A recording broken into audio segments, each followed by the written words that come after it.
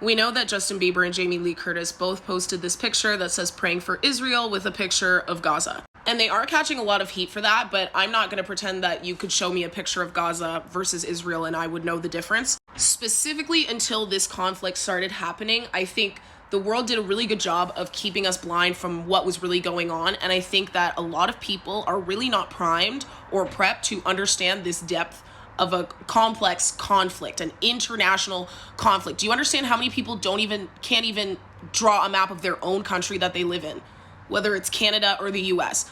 A lot of people can't. I can't even say that I could do a decent job of Canada. The US, absolutely not. It's complicated. Even though we've been hearing the words Free Palestine for a really long time, the media about it is suppressed. The media is racist, and the media doesn't want us to know what's really going on, specifically because the US backs Israel so much, right? And things that I didn't know that I just learned were that, first of all, Gaza is in Israel. Israel controls it. It controls that whole strip. And they're packed in there. There's way too many people per square foot.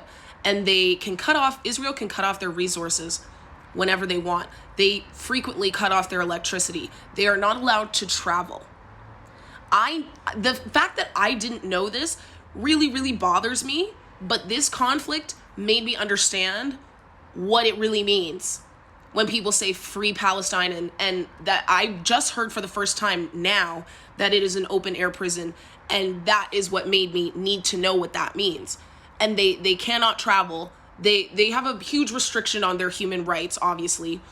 And so this conflict is born of that. And when we were presented it, it was like, oh, pray for Israel, terrorist attacks. And that was not anywhere near the whole story of why this is happening. And that is by design for us to not understand and be confused. But I don't think it's necessary or really makes any sense to vilify people who didn't know, because you were designed not to know. They were trying to make us not know.